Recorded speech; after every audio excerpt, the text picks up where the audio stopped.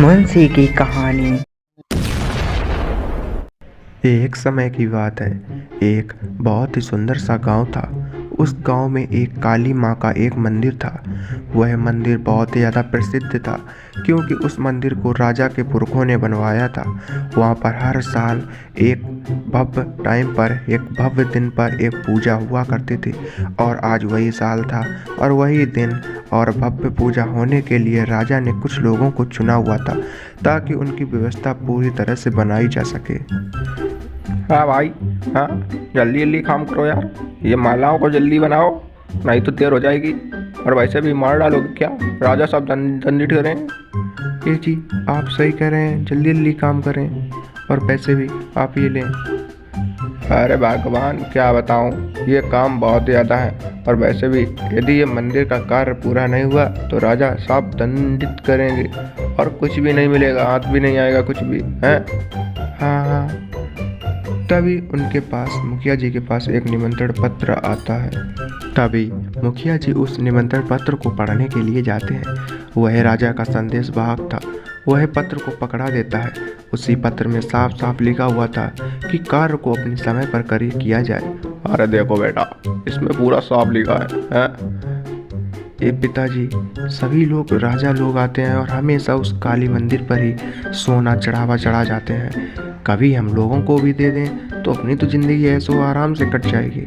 अरे बेटा, ऐसा नहीं होगा। वैसे भी वह सोना और पूरा जेवरात सब काली माँ का है। उस पर हम लोगों को नज़र बिल्कुल भी नहीं डालनी चाहिए। राजा साहब जो हम लोगों को दे देते हैं उसी में ही खुश रहना चाहिए। समझ गए हो ना? हाँ। तभी मुखिया जी अपने बेटे को कायदे से समझा देते हैं। उनका बेटा वहाँ से चला जाता है। अच्छी जी, अरे यार, किसका मुंह देख लिया। ए भाई, मैं तो इतना बुरा भी नहीं हूँ। अरे हाँ हाँ, तू बुरा से भी बेबदतर है। ए भैया, अरे यार ऐसा मत बोलो, मैं पागल हूँ तो क्या हुआ, दिखता तो अच्छा हूँ। हाँ हाँ, हर पागल यही बोलता है। अरे यार, तुम तो कांटों में कांटों निकाल रहे हो। ये ले, चल रुपए, चल यहाँ से निकल, भाग। तभी उसमें से उनका बेटा मिठाई लेने के लिए जाता है। वहीं पर काफ़ी सारे लड्डू भी बन रहे थे क्योंकि सभी लोगों को अलग अलग काम मिला हुआ था और मुखिया जी को हेड बनाया गया था। मुखिया जी ने लड्डू भी इंतजाम कर लिए। दूसरी तरफ पंडित से भी वह आदमी पूछने के लिए गया। अरे पंडित जी, आप तैयार हो ना?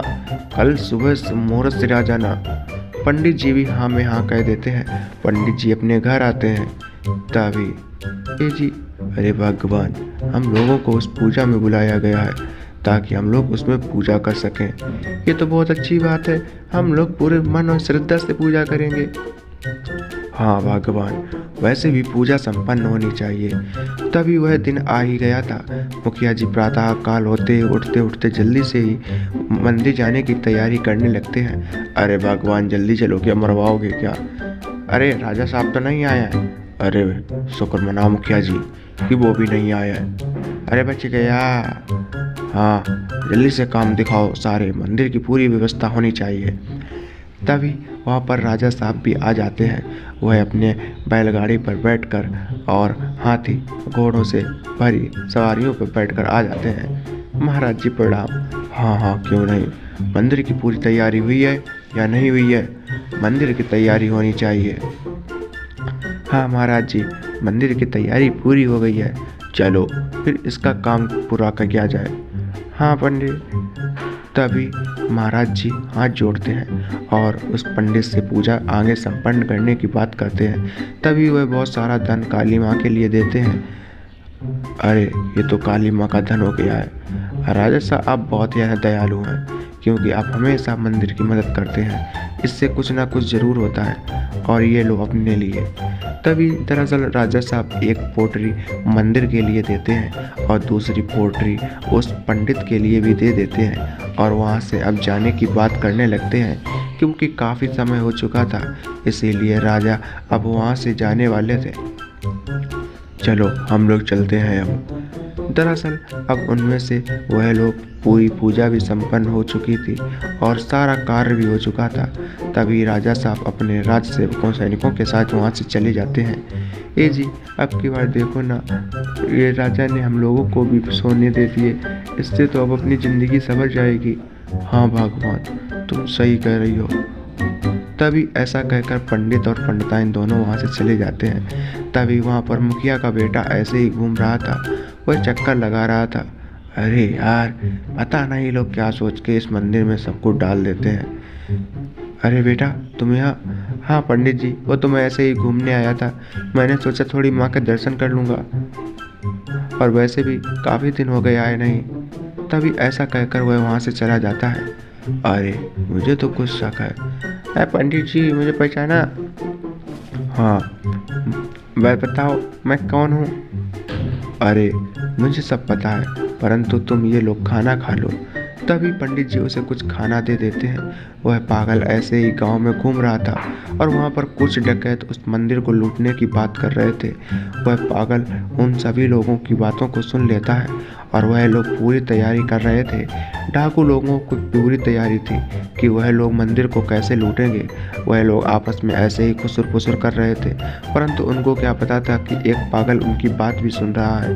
तभी उन लोगों की बातें भी पूरी हो जाती हैं और वह मंदिर को लूटने के लिए प्रातःकाल होते ही शाम तक की सोच रख रहे थे। इधर लोगों की फसल भी तैयार हो चुकी थी, सभी लोग फसल काटने में लगे हुए थे और पूरे दिन मेहनत करने के कारण सभी लोग शाम को सो जाया करते थे। तभी प्रातःकाल हो गया था, सभी लोग अपनी फसल काट रहे थे और दूसरी तरफ जब शाम हुई तो सभी लोग थके हारे अपने अपने घर में और खाट पर सो गए थे। रात का फ़ायदा उठाते ही चोर जल्दी से उस मंदिर की ओर जाने लगते हैं और वहां पर पहुंच जाते हैं। ए जी, जल्दी करना पड़ेगा चोरी, आप लोग जाओ, मैं यहीं पे खड़ा रहूँगा। हाँ हाँ ठीक है, हम लोग अभी आते। तभी वह चोर मंदिर में चुराने के लिए जल्दी से बढ़ पड़ते हैं। वह आसपास देखते हैं तो कोई नहीं होता है।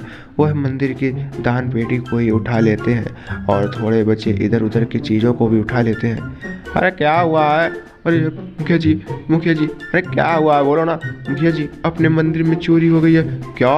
मंदिर में चोरी हो गई? ये बात पहले तो राजा को नहीं पता होनी चाहिए। तभी वहाँ पर वह पंडित और सभी लोग आते हैं, परंतु राजा को यह खबर बिल्कुल भी नहीं थी। अरे मुखिया जी, चोरी कैसे हो सकती है? देखो मेरी बात सुनो, ये बात राजा को पहले नहीं पता चलनी चाहिए और फिर हम लोग इसका हल निकालेंगे कि चोरी हुई तो हुई कैसे और किसने की, फिर दंडित करेंगे। अरे पर राजा को तो बताना ही पड़ेगा। अरे नहीं, राजा को नहीं बता सकते, नहीं तो वो क्रोधित होंगे और हम लोगों पर ही शक करेंगे और दंडित करेंगे वो अलग। क्या मुखिया जी उस चोर को ढूंढ पाएंगे? आगे की कहानी देखने के लिए सब्सक्राइब करें और देखते रहें मुंशी की कहानी।